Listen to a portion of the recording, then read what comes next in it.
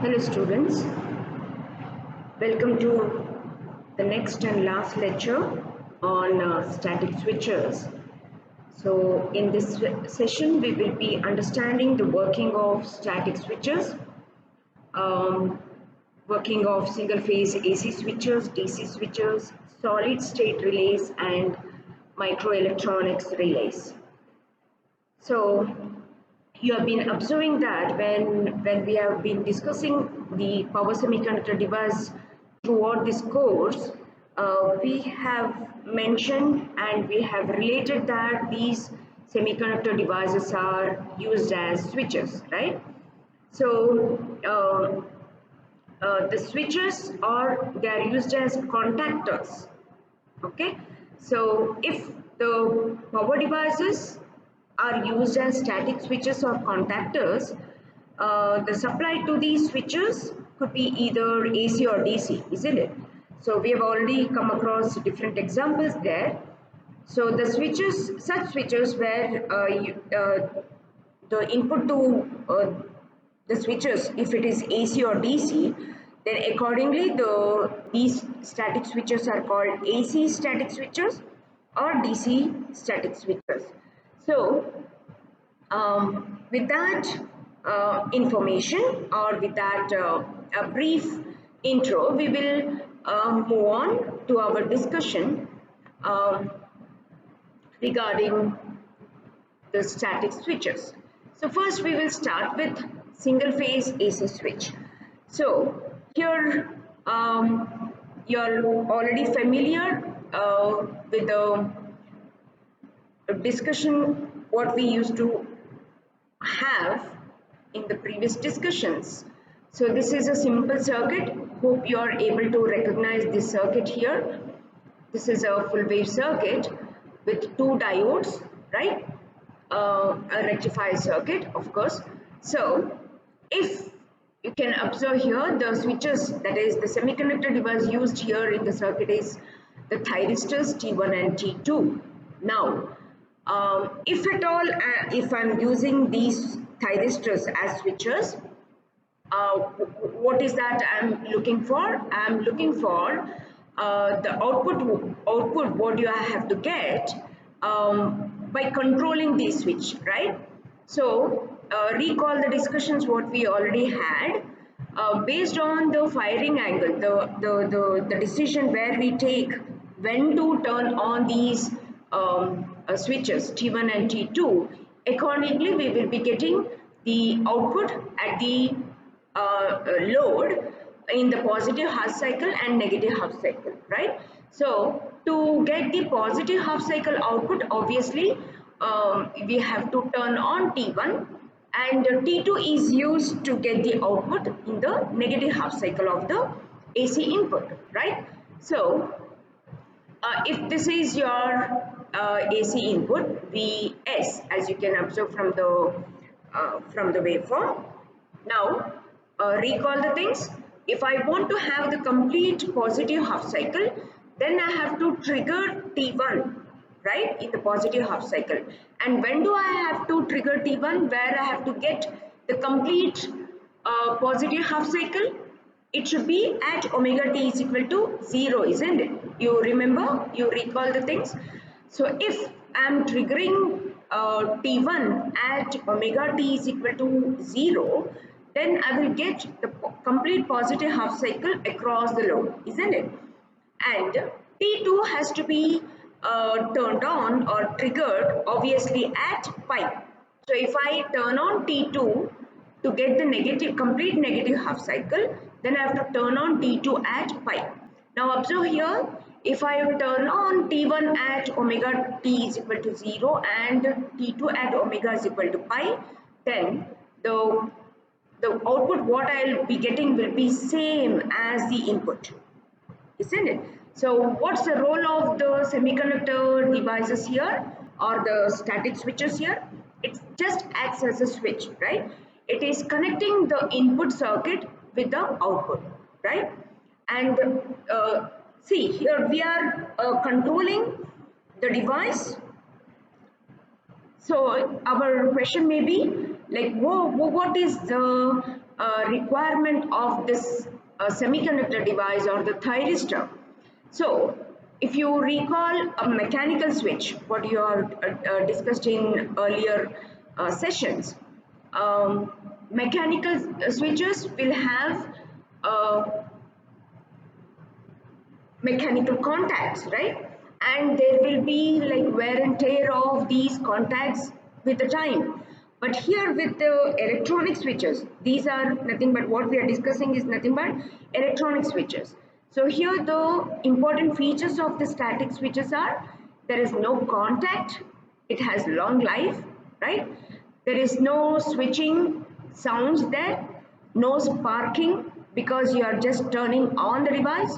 So controlling the circuit just with a low power signal is sufficient enough to get the switching there, yeah, where you want to have the contact or the connection between the input circuit and the output circuit. The input current is very small and can be compatible with the simple TTL logic circuit, right? And these are very highly reliable and the stability is quite high with such switches. Can control high load, yeah, even if you have the load is quite high, these switches are able to withhold or control these high loads, and because of all these important features they are widely used in many applications. Okay, so the important applications what we can have here is the AC solid state relays.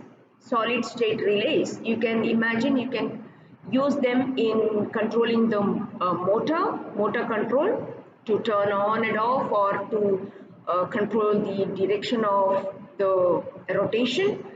They are used in electric heating occasions, as you can show, as you can see here on in the figure. They can be used as electric actuators. Then in home appliances, they are used like air conditioners. They're also used in stage light control, okay, and magnetic valve or the fuel dispenser.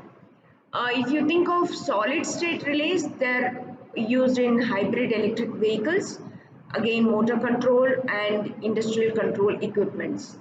So these are the wide range of applications what we can have using these solid state switches. Yeah, coming back to the circuit here. So as you can see here, this is a simple circuit what we have already come across. So imagine the load here, load is a resistive type. So the output what you can expect is somewhat here, shown in the waveforms.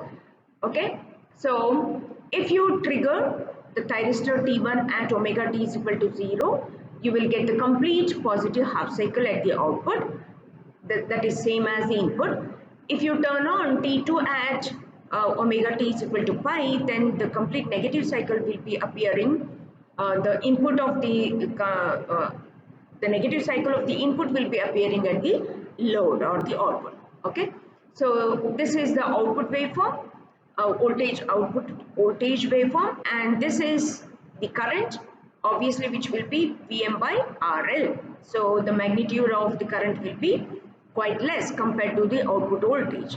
And yeah, you can observe the gate pulses to the thyristor T1 and T2 shown here at omega t is equal to 0 and omega t is equal to pi for T1 and T2 respectively. Now observe here, if the load is inductive type, then we know that at the output always current will be lagging in terms of with respect to 180 degrees. The current will be lagging with respect to voltage, right? So the care should be taken in such inductive load type where the triggering of the thyristors T1 and T2 should be such that whenever there is zero crossing of the current signal, at that moment the thyristors have to be turned on or fired. So as you can observe here, the first waveform is of the output voltage and the second waveform is the output current. Okay, so because it is we are discussing the inductive load, as you can observe, the current will be always lagging, right? It is clearly shown in the waveform here, and the triggering pulses are appearing at zero crossing. So whenever the current signal crosses zero in the positive half cycle, okay, of the input voltage, the thyristor T1 has to be triggered, and of course for thyristor T2 for the negative half cycle. So it is indicated here. So that is how these static switches or the semiconductor devices are used as static switches in single phase AC switches. That was the example shown there. So if the instantaneous line current is Is of t, it is given by Im sin omega t, then the RMS line current, we know that it will be given as Is is equal to 2 by 2 pi, 0 to pi you are taking for one complete cycle. So Im square sin square omega t under the square root. We are talking about RMS, right? So the RMS line current will be equal to Im by root 2. Okay, and because each thyristor carries the current of only half cycle, the average current through each thyristor can be written as Ia, which is equal to Im by pi. So you can substitute the integration part here, and the root mean square current of each thyristor. Root mean square current, RMS current of each thyristor Ik, it is given by Im by 2. You are familiar with this integration part. You can try that. So it comes to Im by 2. So that is about AC switches, that is single phase AC switch. Now let us move on to solid state relays. Okay. Now static switches can be used as solid state relays. Solid state relays are nothing but the contact which are used actually used to control the AC or the DC power. Okay, solid state relays are used for many applications. Similarly, what I have just now discussed, like in control of motor loads, transformers, resistance, heating, etc.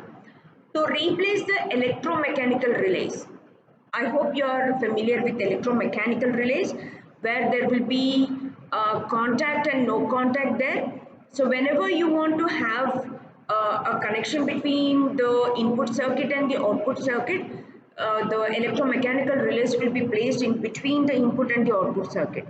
So the relay will be always in no contact mode. So when you want to have the connection between the input and the output circuit, then the relay, that is the freely moving contact in the electromechanical relay has to be shifted to contact mode. So that is how that connection will be established. So there is like a magnetic electromagnetic principle applied there. So when you energize the coil, so that will be pulling the contact towards the say contact mode. So establishing the contact in the circuit and establishing connection between the input and output circuit. So here, to replace these electromechanical static switches can be used, which we call it as solid state relays. Okay, so these solid state relays are normally isolated electrically between the control circuit and the load circuit by these relays or transformers or optocouplers. Okay, so before proceeding, let us understand what is the need for isolation. So what is the need? Say for example, look at the circuit here. Okay, you have the trigger circuit, and you have a BJT here to which the load is connected, and observe that to the collector and emitter circuit where the load is connected, you're applying 200 volts. Okay, so the load is working on 200 volts, and the trigger circuit, if you can observe at the base terminal, it is at the 5 ohms. Okay, so the base drives are connected to the power devices. So the whole circuit will be connected to power devices which operate at high power level, right? So in order to connect this, have establishment between this high power load and the triggering circuit, in between you are using this BJT, which is used as a switch. Now observe here what happens. The collector of the BJT has voltage to 200 volts, right? But the BJT is connected to the trigger circuit that has voltage of 5 volts. So if at all BJT is damaged, okay, and the collector base gets shorted, so what happens? Then high voltage will get connected to the trigger circuit, okay, and it may damage the trigger circuit. To avoid any damage to the trigger circuit, there must be some electrical isolation between the trigger circuit and the power circuit. That is where this isolation part comes into picture. Okay, so where there will be no contact between, say, the first circuit and the load. In this example, it is trigger circuit and the load circuit. Okay, so that is where the isolation using optocouplers come into picture. So this is the circuit for isolation using optocouplers. If you observe that, there is optocoupler. This optocoupler consists of a pair of infrared LED and a phototransistor, as you can observe in the circuit there. So when the input signal is applied to LED, the LED turns on, right? So the light that falls on the photodiode, phototransistor, that is at the base terminal of the phototransistor, it will turn on the phototransistor, right? So that will be like establishing the contact for the output circuit. Now observe that there is no connection between the input circuit and the output circuit. Okay, so to have the contact where you are using your phototransistor as a switch, you are establishing the isolation between the input and the output, right? Using this LED and the phototransistor. So that will provide isolation using this optocouplers. So let us check for the application there. This is the MOSFET triggering circuit using optocoupler. So if you observe that the triggering pulses are given to the input LED of optocoupler. So when the voltage is positive, that is here, when the voltage is positive, yeah, the LED will turn on. When the light falls on the phototransistor, that is base of this, then T1 will conduct, right? When T1 turns on, so that will be providing a signal to the gate of the MOSFET, right? Gate of the MOSFET. So where MOSFET will be turned on. Alright. So this is, say, MOSFET is connected to a circuit where you have high power levels. Okay. And you are establishing the contact or providing the contact using optocoupler, where you are using a very low signal to provide this or to turn on the switch, that is MOSFET switch. Okay, so observe here, when the input voltage is VG is equal to 0, so obviously it will not turn on the LED. So if the LED is off, T1 will not turn on. So if T1 is off, then there is no signal at the gate terminal, which will be not turning on the MOSFET. So hence the isolation is provided between the drive and the triggering circuit of the power devices, right? So coming to the last circuit or the last topic, that is microelectronic relays. So microelectronic relays are normally open solid state replacements for electromechanical relays.